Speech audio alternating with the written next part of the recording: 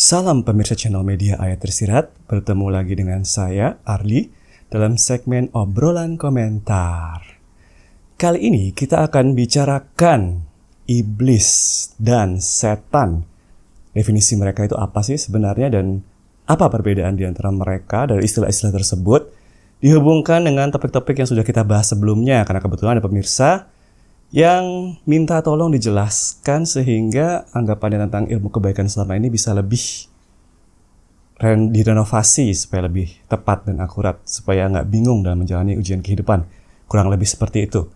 Oleh karena itulah, marilah kita lanjutkan pembahasannya. Jadi, di WhatsApp saya mendapatkan pertanyaan dari salah satu pemirsa di sini, yaitu, "Mas, saya ada pertanyaan lagi tentang empat Muhammad, terutama Ifrit. Doktrin yang saya terima sejak kecil tentang baik dan buruk, kenapa cuma Ifrit yang dilambangkan sebagai keburukan? Apakah karena di awal Ifrit tidak mau sujud kepada Adam, terus diturunkan di bumi, setelah itu Ifrit jadi simbol keburukan? Yang bikin saya bingung adalah membedakan Ifrit dengan iblis. Apakah iblis itu anak turun Ifrit, ataukah iblis itu cuma makhluk roh yang membangkang? Menurut saya ini penting dipahami sebagai dasar supaya saya bisa membedakan baik dan buruk dunia lama dan baru. Bener nggak sih, Mas? Memang api itu panas, tapi itu sudah kodrat dari Sang Pencipta. Apakah Ifrit itu cuma menjalankan karakternya sebagai bagian dari kodratnya, yang memang ternyata karakter Ifrit itu memang contoh yang buruk? Nah, kurang lebih seperti itu pertanyaannya ya. Kemudian saya menjawab. Obrolan ini pemirsa bisa lihat langsung ya, baca langsung ya di Discord Ilmu Kebenaran. Yang invitation-nya ada di deskripsi video ini ya, dan video-video sebelumnya. Jadi kalau pemirsa mau baca sendiri, langsung aja kunjungi di situ. Saya menjawab seperti ini. Ifrit itu iblis, sama aja, beda sebutan.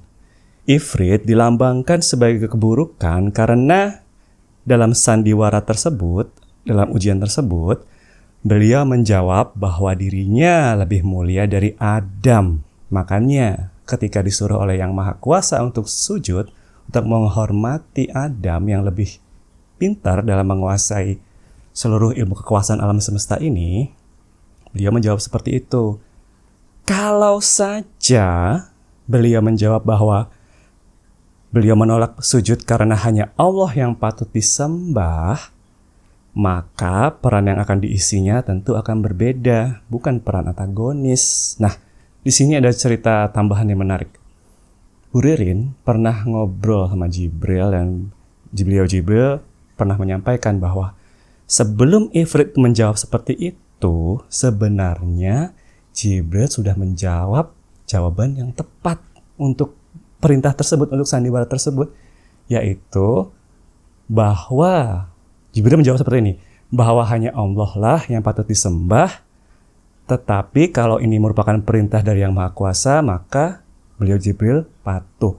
Seperti itu jawabannya Jibril. Tapi ini nggak tertera ya di Al-Quran dan sebagainya ya. Tapi sebenarnya gitu, sebelum Ifrit menjawab, Jibril sudah memberikan contoh seperti itu. Tapi ternyata Ifrit tidak berpikiran yang sama ya. Beliau berkata bahwa beliau itu lebih mulia dari Adam karena terbuat dari api dan sebagainya. Dan sehingga menolak untuk sujud. Jadinya seperti ini. Sedangkan Eva dan Khidir itu nggak komentar apa-apa ya, langsung sujud aja. Seperti itu ceritanya. Jadi ketika Ifrit ditendang dari alam rohani seperti itu, beliau benar-benar berpikir bahwa urusan sandiwara tes inilah alasannya ditendang. Bukan karena sebelumnya beliau bermain-main pakai roh bersama Khidir, Eva, dan Adam. Akibatnya beliau Ifrit atau iblis ini terdorong untuk memusuhi Adam. Dan mungkin agak antipati juga terhadap Eva, karena mereka satu paket. Gitu. Jadi bayangin, kamu lagi tergabung dalam organisasi udah bertahun-tahun, bermiliar-miliar tahun, tiba-tiba nggak ada peringatan, nggak ada apa-apa, dikumpulin, Dites seperti itu, dianggap nggak lulus, langsung ditendang tanpa ada penjelasan sama sekali. Bayangkan. Marah dong. Iya. Jadi, tindakan-tindakan yang dilakukan beliau Ifrit setelah itu, setelah ditendang ke bawah itu, merupakan bentuk kasih sayang yang paling hakiki dari Ifrit, yaitu menegakkan keadilan, meluruskan penyimpangan, dan menyeimbangkan ketidakadilan. Dan ketidakadilan yang beliau lawan sejak saat itu, sejak ujian tersebut, adalah keputusan untuk ditendang dari alam rohani akibat Adam lebih pintar. Nggak adil kan? Masa cuman masalah ini doang? Langsung ditendang begitu aja tanpa ada penjelasan? Nah, itu yang menggerakkan Ifrit sejak saat itu. Beliau merasa alasan tersebut kurang cukup lah, nggak adil. Ya kan? Pengen melawan tidak adilan kan? Jadi ditendang itu beliau merasa tidak adil sama sekali. Kebayang nggak? Pemirsa bisa memparalelkan kenyataan ini dengan berbagai cerita kepahlawanan. Di film, di komik, atau novel yang ceritanya kurang lebih sama. Seorang karakter utama mengalami ketidakadilan dalam organisasinya. Ia ditendang keluar akan alasan yang kurang adil, kurang masuk akal.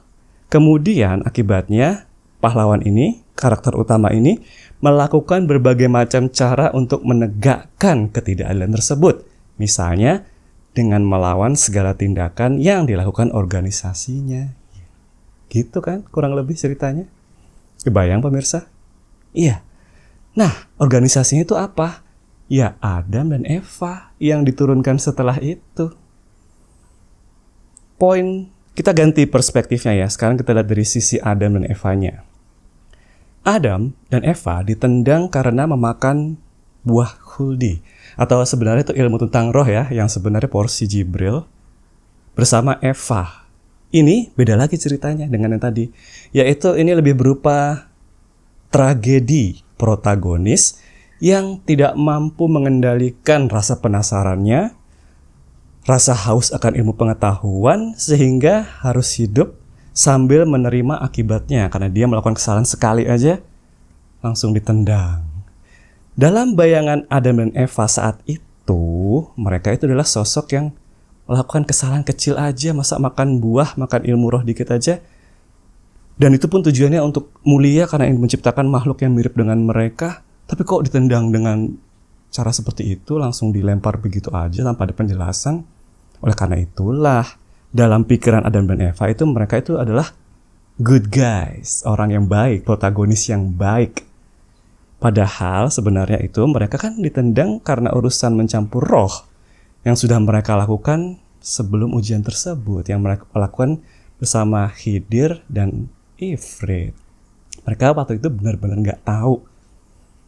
Jadi, kalau misalnya pemirsa mau ngecek lagi ya ayat-ayat tentang Adam dan Eva, nih saya punya catatannya sebentar ya. Oke, jadi begini kurang lebih. Kalau misalnya pemirsa melihat ayat dalam Al-Quran yang menyebut tentang Adam, kebanyakan rata-rata dari kita akan menafsirkan kurang lebih begini.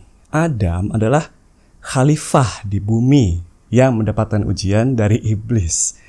Setelah tergelincir akibat makan tadi, Adam bertaubat dan Allah mengampuni setelah diberi beberapa kalimat taubat. Ya, seolah-olah seperti itu, taubat itu cukup dengan mengucapkan ya, tapi tentu detailnya nyatanya mungkin agak beda. Tapi anggapannya benar-benar seperti itu. Udah taubat, dan taubat itu bentuknya adalah dengan menghidupi di dunia ini, di alam semesta ini diisi dengan apapun itu pengetahuan yang mereka punya, dibangun kerajaan, dibangun masyarakat dan sebagainya dalam pikirannya Adam dan Eva saat itu. Jadi pelajaran yang bisa diambil dari situ seolah adalah bahwa oke lah, kita bisa buat kesalahan, tapi bukan berarti kita nggak bisa memperbaiki diri dari situ. Seperti itu bayangannya Adam dan Eva. Tapi mereka, ini yang pertama tadi, adalah khalifah di bumi yang mendapatkan ujian dari iblis. Jadi makanya sekarang Ifrit pun kemudian dalam tindakan-tindakan setelah itu, setelah melihat Adam dan Eva itu juga turun ke sini, kerjaannya adalah menguji Adam dan Eva dan keturunannya. Kan sesuai dengan sifat fitrahnya yang ingin menegakkan ketidakadilan, melawan penyimpangan dan meluruskan ketidakseimbangan. Semacam itu. Jadinya ya seperti itu, seperti ayat-ayat ini bahwa iblis itu bersumpah tanda kutip bahwa akan menguji, akan menggoda seluruh anak cucu Adam. Ya karena sejak awal beliau merasa bahwa tidak adil yang namanya ketika beliau ditendang dari sana begitu aja. Intinya adalah kita itu harus mempelajari sifat dasar fitrah masing-masing keempat Muhammad. Kalau mau kita lihat dengan ilmu kebaikan, itu tidak ada yang baik atau buruk. Masing-masing jenis fitrah tersebut, Adam, Eva, Ifrit, dan Khidir, sama-sama memiliki potensi untuk membuat kebaikan dan keburukan sama aja, cuma bentuknya aja beda.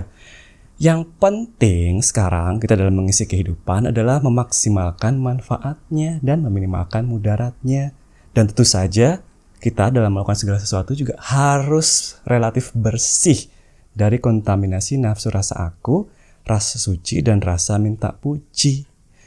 Kecenderungan Ifrit untuk selalu melawan organisasi tempatnya berasal tersebut yang dalam alam nyata ini direpresentasikan oleh Adam dan Eva, itu tindakan yang sudah dipengaruhi nafsu juga. Jadi beliau Ifrit dalam segala tindakannya ini yang tercatat ataupun yang tidak tercatat, itu juga sedang mengalami ujian kehidupan, kelanjutan dari pertama kali ditendang tadi.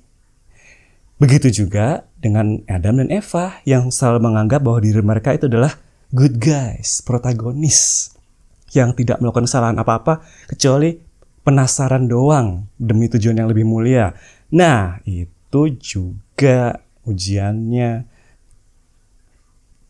Jadi, kesimpulannya adalah baik Ifrit, Adam dan Eva itu dari awal zaman hingga sekarang itu masih dalam satu ujian yang sama juga, yang dimulai dari mereka ditendang dari alam rohani. Dan ini juga sebenarnya melibatkan Khidir. Khidir ketika tahu bahwa Ifrit ditendang, Adam dan Eva kemudian ditendang, langsung mikir beliau, sebentar, ini benar nggak sih masalah ini atau ada masalah yang lain? Ya, nggak tahu juga dalam pikiran beliau seperti apa. Yang jelas, setelah itu beliau langsung menghubungi Jibril. Beliau pengen turun sendiri tanpa perlu diuji dulu. Ya, ada kemungkinan memang beliau Khidir udah tahu bahwa dia juga bakal disingkirkan ke alam nyata, meskipun belum tahu alasannya apa. Oleh karena itu, beliau membuat semacam jalur komunikasi lah ya, antara beliau Khidir dengan Jibril supaya Adam, Eva, dan Ifrit yang di alam nyata itu bisa berkomunikasi dengan alam rohani lewat Khidir ini. Iya. Jadi, kalau bagi pemirsa yang belum tahu ya, berbagai macam petunjuk di berbagai agama itu datangnya lewat komunikasi antara Khidir di alam nyata dengan Jibril. Tapi permasalahannya adalah informasi yang dikasih oleh Jibril itu pakai bahasa rohani, bahasa hakikat, dan didasari pengetahuan akan ilmu roh. Sedangkan Khidir di alam nyata ini banyakkan pakai bahasa jasmani ya, karena hidupnya kan di sini udah terbiasa banyak arti-arti yang berbeda. Dan beliau Khidir nggak tahu sama sekali tentang ilmu roh, makanya selalu nggak nyambung informasinya. Dan informasi tersebut bukan cuma terjadi pada waktu-waktu tertentu aja, tapi tersebar dari awal zaman hingga akhir zaman, dari waktu ke waktu. Di antara tanda kutip wahyu tersebut, informasi tersebut, itu bisa jaraknya ada ratusan tahun. Dan sebagian ayat di Al-Quran itu adalah kumpulan dari awal zaman hingga akhir zaman itu yang dijadikan satu kitab, dikumpulkan jadi satu kitab. Makanya sebagian ayat Al-Quran itu nggak bisa dibaca dengan hanya melihat bagaimana prosesnya dulu diwahyukan ke Nabi Muhammad bin Abdullah yang di Arab seperti itu. Ceritanya jauh lebih panjang dari itu. Nah, begitulah. Jadi Ifrit lagi diuji, Adam dan Eva juga, begitu juga Khidir. Dan ujian tersebut berlangsung dari awal zaman hingga akhir zaman. Dan setelah melalui berbagai macam cara, pertama, nggak nyadar sama sekali bahwa mereka sedang diuji, yaitu asal main senang-senang aja dengan anak-anak mereka, kemudian akhirnya ditegur, kemudian akhirnya bikin riset dari awal, bisa bikin banyak percobaan dan sebagainya. Mereka berempat mentok hanya di ilmu kebaikan. Nggak ada satupun anak-anak mereka, termasuk mereka sendiri, yang ibadahnya benar-benar diterima oleh Allah. Oleh karena itulah mereka menyerahkan. Setelah buat agama Islam itu di Arab, mereka menyerah, mereka ngelepasin semua kekuasaan mereka akan alam semesta ini ke anak-anak mereka yang paling percaya, dan mereka benar-benar menutup diri sujud selama hampir 800 tahun atau 1000 tahun gitu, nggak tahu detailnya, supaya Allah menurunkan pertolongan yang kemudian ditanggapi dengan Jibril bersama malaikat muqarrabin yang udah kita bahas sebelumnya. Seperti itu penjelasannya. Poinnya ini semoga cukup jelas. Kita akan lanjutkan ke pembahasan selanjutnya. Pembahasan selanjutnya, apa yang terjadi setelah itu? Nah, kalau kita nonton video-video sebelumnya tentang kehidupan kematian, itu seolah konfliknya dimulai dari Cain and Abel ya, anaknya Adam dan Eva yang saling membunuh. Tapi itu merupakan penyederhanaan cerita sebenarnya. Jarak antara itu dengan kejadian itu, dari awal mereka turun masih jauh banget itu ceritanya. Jadi pertama-tama setelah akhirnya mereka punya anak manusia beneran yang sempurna antara gabungan antara roh dan fitrahnya, mereka benar-benar manjain anak-anak tersebut karena emang ini kan emang yang mereka damba-dambakan dari kapan tahu. Dan seperti biasa kan kita bisa bayangkan sendiri kalau misalnya kita udah bertahun-tahun berusaha bikin anak nggak bisa-bisa terus tiba-tiba punya, seneng banget dong. Oh iya, anaknya bakal dimanjain banget. Kurang lebih seperti itulah perasaan antara Khidir, Ifrit, Adam dengan Eva saat itu. Nah, sebagian pemirsa mungkin yang agama Kristen atau Judaisme ya, Yahudi itu tahu bahwa ada gosip, cerita, mitologi tentang wanita yang ada di alam ini sebelum Adam. Sebutan wanita tersebut itu adalah Lilith, Lilith. Kalau misalnya pemirsa cari informasinya di internet, nih, kurang lebih seperti ini garis besarnya. Lilith merupakan figur kuno yang awalnya dikenal dalam mitologi Mesopotamia sebagai roh jahat malam atau Lilitu atau Succubus. Sosok yang sering dikaitkan dengan angin, kematian, penyakit, dan gangguan pada bayi dan ibu baru. Lilith juga muncul dalam epos Gilgamesh sebagai makhluk malam. Namanya mulai muncul dalam mitologi Yahudi sebagai roh perempuan jahat, berkembang dalam Talmud Babilonia, dan baru benar-benar populer di kisah alfabet Ben Sira pada abad pertengahan sebagai istri pertama Adam. Nah, konsep Lilith sebagai istri pertama Adam muncul dari narasi bahwa Tuhan menciptakan Adam dan Lilith dari unsur yang sama, tanah, berbeda dengan Hawa yang diciptakan dari tulang rusuk Adam. Karena sama-sama berasal dari tanah, Lilith menuntut kesetaraan dengan Adam dan menolak tunduk atau menjadi subordinat. Dan ini konotasinya jadi seksual seperti ini. Lilith ingin setara dan menolak posisi di bawah Adam. Nah, apa yang bisa kita ambil pelajaran ini? Jadi pemirsa, ada sebagian yang bingung mengenai iblis itu jahat, kenapa kok seperti itu dan sebagainya.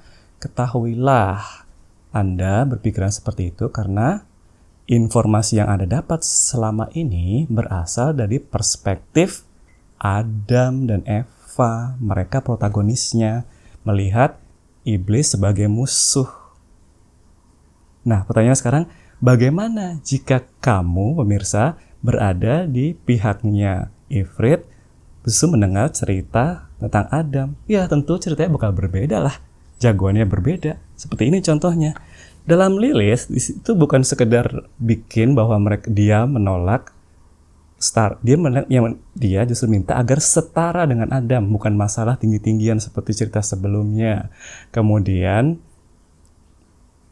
Lilith pengen kesetaraan dan ya intinya adalah kalau pemirsa udah kebayang ya Lilith inilah Ifrit sebenarnya. Ifrit memang benar kan udah duluan di sini sebelum Adam dan Eva bahkan. Dan karena agama Abrahamisme secara umum itu memang sumbernya kalau ditelusuri itu dari Adam dan Eva, ya wajar aja jika iblis kemudian jadi sosok yang antagonis. Iya. Jadi meskipun di agama Islam kemudian di masa depan itu Adam, Eva, Khidir, dan Ifrit itu bekerja sama, mereka itu udah nyerah, udah pasrah banget, udah nggak bingung, udah berbagai macam cara dicoba nggak ketemu juga. Jawabannya bagaimana sih menciptakan manusia yang diterima oleh Allah? Oleh karena itulah ya udah mereka melepaskan semua asumsi-asumsi selama ini, dianggap semua informasinya dari murni dari pertama kali alasan mereka ditendang di alam rohani. Ya kan Ifrit emang benar-benar ditendang gara-gara nggak mau setuju sama Adam, makanya dibikinlah jadi agama Islam seperti itu. Gitu ceritanya. Jadi ya kalau misalnya kita mau ilmu kebenaran ya kita harus melihat cerita-cerita semacam itu tuh secara hakikatnya.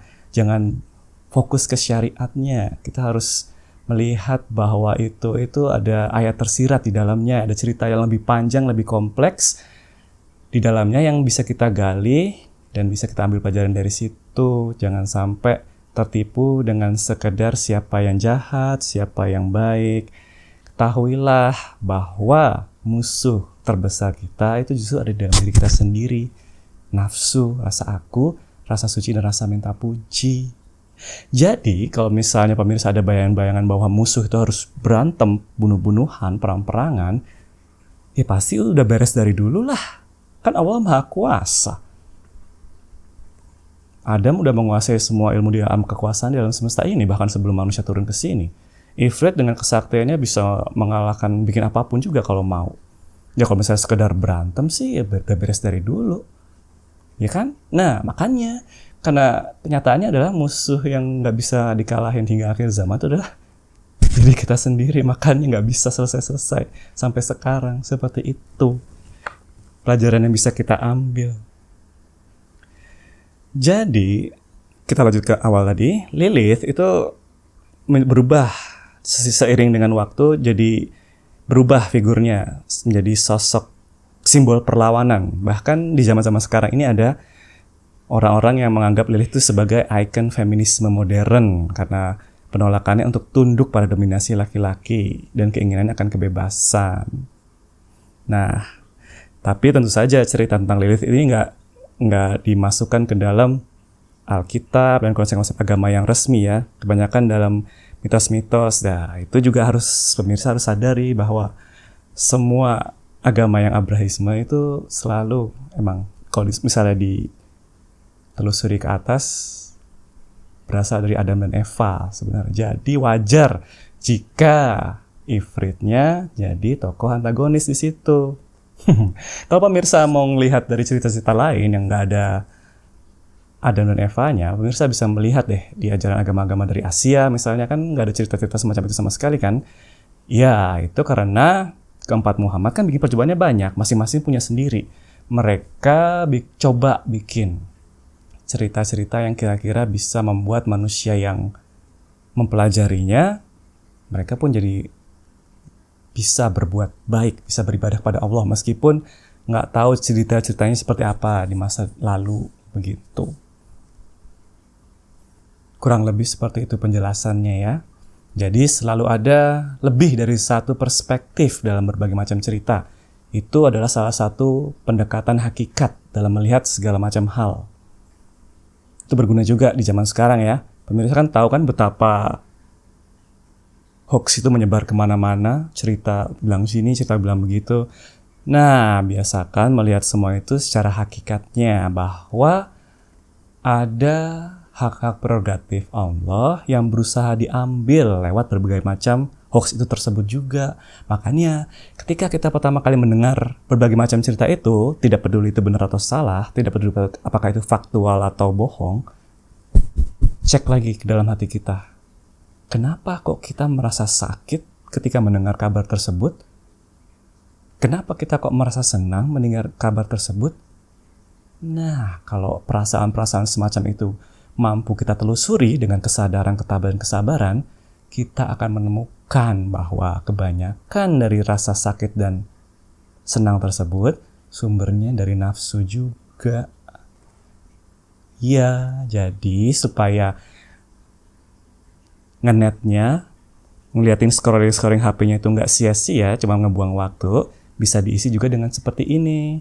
Kalau dilakukan dengan sadar sabar seperti ini, nge-scroll HP-nya itu, melototin komputer berjam-jam itu bisa jadi ibadah juga di hadapan Allah. Seperti itu, kurang lebih. Jadi, ya, pelajaran bisa diambil dari itu. Jangan langsung lihat secara syariatnya aja. Buka matanya dan perhatikan secara hakikatnya. Kembalikan bahwa semua ini merupakan ujian dari Allah dan tujuannya adalah mengambil hak prerogatif yang terlanjur kita gunakan. Dan bagaimana mulai menelusurinya? Cek di dalam hati. Tanya kenapa kok kita merasa sakit ketika mendengar itu, kenapa kita merasa senang mendengar itu. Begitulah kurang lebih kesimpulannya pemirsa. Semoga cukup jelas, kita akan lanjutkan ke poin berikutnya. Pembahasan selanjutnya. Pemirsa yang tadi saya jadikan contoh juga tanya, apa sih perbedaan iblis dengan setan? Nah, ini dia. Iblis, kalau misalnya kita ngomong sosok kayak Ifrit itu, Lilith. Ya. Setan, sebaliknya adalah, bisa dibilang merupakan kata sifat. Jadi itu mengacu pada nafsu. Iya, setan itu adalah nafsu rasa aku, rasa suci, dan rasa minta puji. Jadi, begini ceritanya. Jibril ngasih tahu, bro, itu lu jangan sampai digoda sama setan apa? Seperti itu kurang lebih. Oh iya, begitu ya. Khidir menyampaikan ke Adam dan Eva. Setan. Oh, Ifrit ya, dulu kan dia yang ngodain gua terus supaya makan roh itu. Nah, begitu ceritanya kurang lebih. Jadi seolah-olah iblis itu sama dengan setan. Enggak. Yang dimaksud dengan Jibril, setan itu adalah nafsu. Nafsu yang ada di keempat Muhammad tersebut. Semuanya udah ada, gara-gara mereka coba-coba ngotak-ngatik roh dicampur sama jasad hewan, mereka otomatis sudah terinfeksi nafsu kala itu. Jadi ketika diuji sandiwara yang tadi, itu kan sudah mulai ujiannya. Bisakah mereka mengalahkan nafsu mereka masing-masing? Ternyata enggak kan? Ya udah, makanya mereka ketendang di sini deh semuanya. Masuklah ujian kehidupan, bagaimana caranya mereka juga bisa melawan nafsunya tersebut. Makanya, ketika Anda kemudian pemirsa ini lihat ayat-ayat dalam Al-Quran tentang setan, udah banyak banget ya, bisa 100 ada kali. Setan menggoda Adam dan Hawa keluar dari surga. Coba kita ganti semua kata setan tersebut dengan nafsu. Nafsu menggoda Adam dan Hawa keluar dari surga, iya kan? Nafsu, mereka pengen supaya cepat-cepat bisa menggabungkan antara roh dengan jasad itu. Tidak peduli apa konsekuensinya. Itu adalah nafsu rasa aku mereka. Iya, mereka merasa bahwa apapun itu yang mereka pengenin itu harus terwujud dengan cara apapun. Tidak peduli konsekuensinya. Tahu sendiri kan konsekuensinya? Ya, semua pemirsa, semua umat manusia di dunia ini bisa menyalahkan keempat Muhammad akan segala kesalahan, kejadian yang kita alami. Boleh kayak gitu juga ya, secara teknis ya. Oke. Jangan mengikuti langkah-langkah nafsu. Ia musuh nyata manusia. Nah, kan? Jangan ikuti nafsu. Nafsu nggak kelihatan bagian tidak terpisahkan dari dia, tapi jangan diikutin. Jangan ikut langkah nafsu. Ia musuh yang nyata. Nafsu menakut-nakuti kemiskinan dan menyuruh berbuat keji. Nah, ini nafsu rasa aku juga nih, menakut-nakuti kemiskinan. Ketika orang punya harta, kalau misalnya dia kemudian kena nafsu rasa aku, pasti bakal takut banget untuk kehilangan. Bukan cuma harta sih, semua hal. Apapun itu yang bikin kita nikmat, pasti kita bakal otomatis, kalau misalnya kena nafsu, kita bakal takut untuk kehilangan lagi. Otomatis itu udah. Orang riba dikatakan kerasukan nafsu. Iya benar kan? Orang kalau misalnya pengen menghalalkan segala macam cara untuk mendapatkan harta sih udah pasti kena nafsu rasa aku. Nafsu menyebabkan kaum mukmin tergelincir dan berbelok. Ya. Nafsu menakut-nakuti pengikutnya. Orang riya disertai nafsu. Nafsu sahabat yang buruk. Nah, orang riya disertai nafsu. Lah ini nafsu rasa minta puji. Orang riya itu. Nafsu itu sahabat yang buruk. Iya. Jadi nafsu sahabat yang buruk itu maksudnya adalah Kita kan punya indikator kenikmatan ya, yang udah kita pelajari sebelumnya. Salah satunya adalah 3 itu adalah dari nafsu. Jadi ada hal-hal yang bisa kita lakukan dalam sehari-hari itu bikin nafsu kita merasa nikmat, dan sebaliknya ada hal-hal yang kalau kita lakukan membuat nafsu kita merasakan kepedihan. Nah, itulah maksudnya di sini. Nafsu sahabat yang buruk, artinya ya ini kenikmatan dan kepedihan yang diakibatkan oleh nafsu jangan dijadikan acuan. Tuh maksudnya ayat tersiratnya. Selanjutnya, nafsu menyesatkan sejauh-jauhnya, mengajak kejahatan, tipuan nafsu. Nah, jelas kan? Menyesatkan sejauh-jauhnya, tapi jadi jalan yang lurus. Nafsu menimbulkan permusuhan dan kebencian melalui khemar, judi. Orang judi kan sebenarnya merasakan kenikmatan dari raga ya, dari rasa, pikir, asa, dari mental juga ya, bahwa ini bikin deg-degan, seru, deg-deg, habis itu ketika menang, langsung ada rush gitu.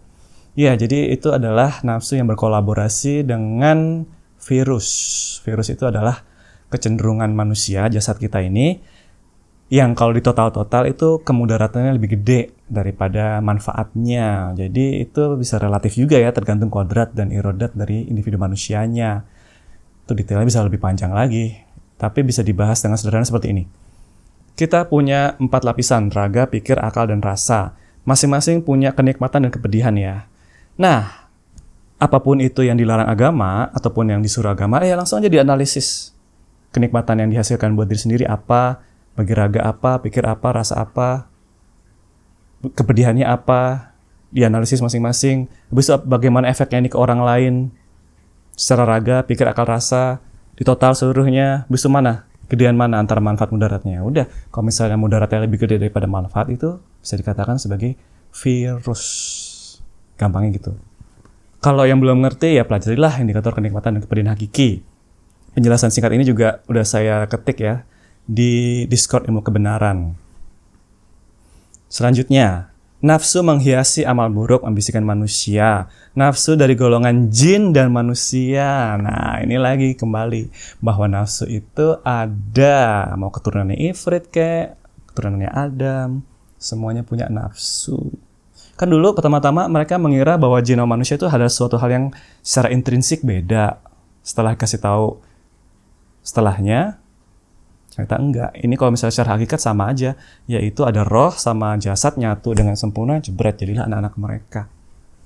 Oh iya, dan satu lagi kebingungan dari pemirsa yang tadi nanya ya.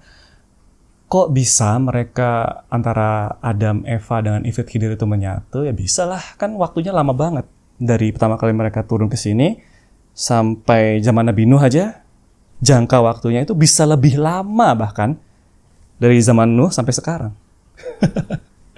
Iya, ada kemungkinan seperti itu. Jadi emang di antara cerita itu, di antara ini awal banget sampai dengan zaman Nabi Nuh tuh panjang banget juga tuh sejarahnya. Dan dalam sejarah tersebut banyak banget interaksi antara Adam, Eva, dan Ifrit Khidir. Sehingga tengah-tengahnya pada suatu titik udah nggak ada lagi jin sama manusia. Keturunannya Adam sama keturunannya Ifrit udah campur-campur semuanya. Bahkan sebelum cerita Nabi Nuh. Jadi ya makanya jin dan manusia itu sekarang udah gak relevan lagi ya informasinya, pembagiannya. Selanjutnya, nafsu merusak hubungan persaudaraan. Jelas. Kalau misalnya kita punya hubungan dengan anak, dengan suami, dengan istri, dengan orang tua, kalau salah satunya kena nafsu, pasti entah bagaimana caranya bakal hancur. Mengapa? Karena pasti akan ada ujian kehidupan dari Allah, kehendak dinamis alias qadar yang berusaha mengambil nafsu tersebut. Nah, dalam prosesnya pasti menimbulkan masalah, dan masalah tersebut kalau nggak bisa kita atasi dengan fitrah, pasti ya hancur hubungannya. Pasti. Setan mengingkari janji, nafsu mengingkari janji, ya mengakui hanya bisa mengajak nafsu rasa aku misalnya. Kalau misalnya dia takut kehilangan sesuatu, lebih baik mengingkari janji aja daripada kehilangan ini. Atau enggak takut dicerca sama masyarakat, makanya dia mengingkari janji akhirnya. Meskipun sama-sama mengingkari janji, tapi kan beda nafsu pemicunya. Kalau yang pertama tadi takut kehilangan berarti nafsu rasa aku, kalau takut dicerca nafsu rasa minta puji. Atau juga nafsu rasa suci juga bisa mengingkari janji juga karena takut rasa superioritasnya jadi hilang. Jadi ya itu, kalau misalnya kita menilai seseorang, meskipun tindakannya secara jasmani sama, tapi nafsu di dalamnya yang jadi sumber bisa beda-beda. Nafsu menyesatkan manusia, nafsu mengajak ke neraka, nafsu menimpakan siksaan pada Nabi Ayub, nafsu kami menjadi teman buruk, dan seterusnya. Ya, jadi mulai sekarang, kalau misalnya baca setan, digantilah dengan nafsu, maka semuanya bakal jadi masuk akal. Ingat juga bahwa Ifrit punya nafsu, Khidir punya nafsu, Eva dan Adam juga punya. Bentuknya beda aja, tergantung kodrat dan irodatnya. Ifrit karena ujian awalnya itu ditendang karena seolah-olah nggak mau merendahkan diri, makanya dia sejak saat itu langsung kayak bergeraknya kehendak dinamis udah pasti jadi satu, yaitu bagaimana caranya menggoda anak cucu Adam. Dia pengen membuktikan bahwa dia itu lebih mulia dari Adam, seperti itu. Begitu juga Adam dan Eva ketika diturunkan ini, dia kan seolah-olah jadi khalifah di sini ya, jadi perwakilan. Makanya dia selalu mengakui bahwa dirinya itu adalah perwakilan dari Allah. Ya, jadi kalau misalnya pengen lebih oke lagi pemahamannya, baca tuh cerita-cerita di kitab Perjanjian Lama, Perjanjian Baru yang di agama Judaisme dan Kristen. Tapi ubah Tuhan di situ, Yahweh atau dan sebagainya, Adam, ganti itu dengan Adam. Atau enggak Eva. Cocok lah, bisa dibilang secara teknis benar kan? Isa anak Tuhan. Iya benar, Isa anaknya Eva. Isa anaknya Adam, bener banget. Jadi ya, Bapa di surga. Yes, benar. Bapa itu adalah Adam di surga ya. Jadi seperti itulah. Bisa panjang lagi ceritanya ya, nggak bakal cukup diomongin di sini. Kurang lebih seperti itu penjelasan yang bisa saya berikan. Jadi begitulah pemirsa. Jadi kesimpulannya, poin yang terakhir ini adalah bedakan Tuhan dengan Allah. Dan jangan lupa juga, ketika ngomong Tuhan tadi, Kristen Yahudi itu adalah Adam, ganti juga sebagian ayat dalam Al-Quran yang disebutkan Tuhan juga, ganti itu dengan Khidir. Yap, ada beberapa ayat dalam Al-Quran itu yang menyebutkan bahwa dia Tuhan, itu sebenarnya Khidir. Ya, jadi saya perlu ingatkan lagi, pengertian Tuhan itu adalah sesuatu buatan Allah yang Maha Kuasa yang kita prioritaskan di atas segalanya.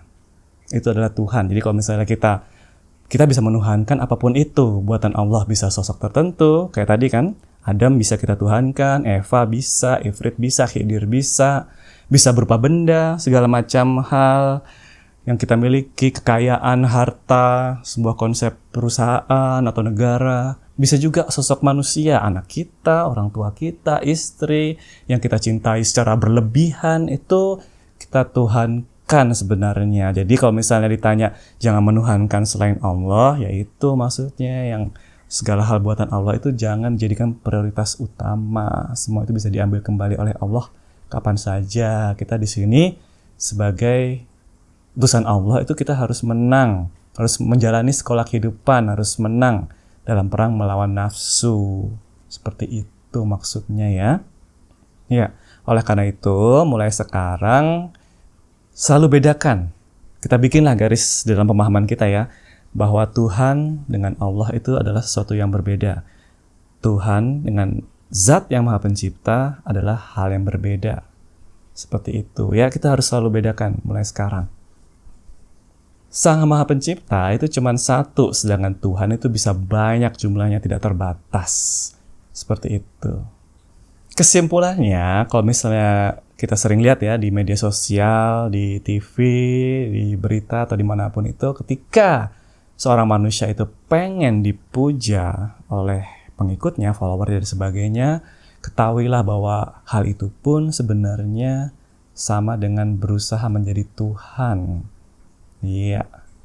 Jadi, pemirsa juga harus menjauhi sifat-sifat semacam itu ya, jika pengen ibadahnya, hidupnya itu diterima oleh Allah. Seperti itu. Hal ini juga berlaku pada sebaliknya. Ketika kita pengen menghormati atau menyanjung sosok manusia secara berlebihan, entah itu influencer, presiden, kiai, ulama, orang-orang yang dihormati dan nabi dan sebagainya, itu justru mencegah. Ya, itu mencegah fitrah kita itu sinarnya untuk keluar justru. Makanya perbuatan-perbuatan semacam itu harus dihindari. Ingat, Tuhan itu beda sama Allah. Jadi kalau kita mau tiada Tuhan selain Allah itu jangan cuma diucapkan, tapi benar-benar dipraktekkan ya. Ketika ngelihat ada yang hebat dan sebagainya, kita kembalikan ke hakikatnya bahwa itu juga ada kehendak Allah yang lewat di situ. Ada tujuan, ada ilmu maksud dan tujuannya. Jadi jangan sekedar kagum-kagum ikut-ikut gitu aja. Itu semua mencegah fitrah kita untuk tumbuh dan berkembang justru. Termasuk kesini juga ya. Sebagai tambahan, sebagai pemirsa yang agama Islam, tahu dong ucapan yang diucapkan setiap hari, yaitu dari Al-Fatihah, hanya kepadamulah kami menyembah dan hanya kepadamulah kami memohon pertolongan. Kamu di sini siapa? Allah kan? Ya, oleh karena itulah jangan mengharapkan syafaat dari para nabi. Kan berlawanan dong dengan prinsip ini. Masa nggak nyadar sama sekali sih? Ya. Jadi ketahuilah bahwa di akhir zaman ini para nabi-nabi yang disembah, yang berusaha minta pertolongan oleh umat-umatnya itu mereka pada puyeng semua.